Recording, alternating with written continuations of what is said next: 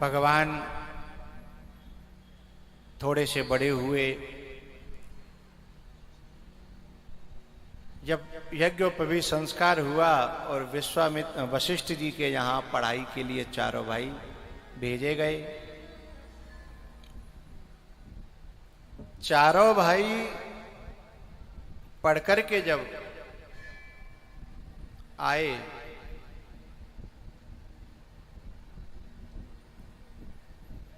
पढ़ाई के समय की एक बात और मेरी स्मृति में आ रही है कहने के लिए। जिस समय ये गुरुजी के पास पढ़ने गए थे ना चारों भाई, तो वशिष्ठ जी ने ये कहा था कि थोड़ी बहुत विद्या तुम्हारे पिताजी ने सिखाई है तुम्हें, धनुष विद्या? बोले हाँ सिखाई है। तो बोले तुम मुझे कुछ दिखा सकते हो? बोले हाँ दिखा सकते हैं। क्या सिखाया है, क्या बताया है? बताओ हम कैसे दिखाएं। बात को समझिएगा, परिवार के लिए काम की बात है।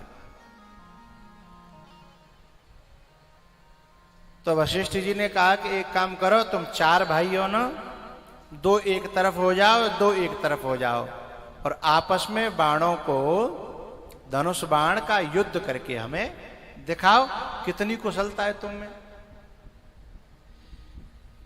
यही बात जो है द्वापर में जब कौरव और पांडव द्रोणाचार्य जी के गुरुकुल में पढ़ करके वापस आए थे हस्तिनापुर, तो दोनों की योग्यता का परीक्षण करने के लिए उन दोनों में युद्ध कराया गया था। कभी आप महाभारत पढ़ेंगे या देखेंगे तो दोनों में युद्ध कराया गया और उस युद्ध में खून तक बहे।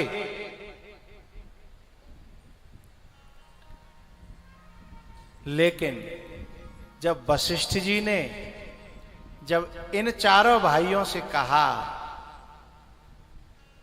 कि तुम आपस में युद्ध का प्रदर्शन करके दिखाओ, तब राम जी ने एक बहुत प्यारी बात कही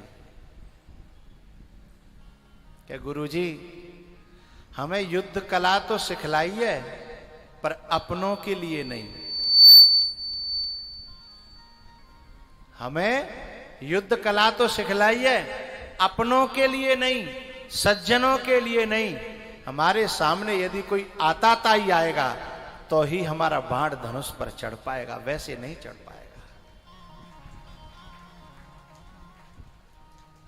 वशिष्ठ जी का मन गदगद हो गया। संस्कार इसे कहते हैं।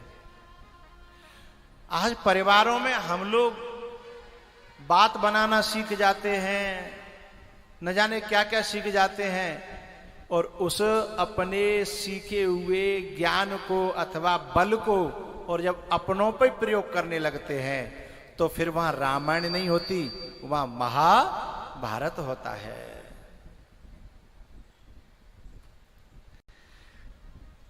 बोले गुरुजी हमारे पिताजी ने खेल में भी एक दूसरे के प्रति धनुष पर बाण चढ़ाना नहीं सिखाया है, खेल में भी।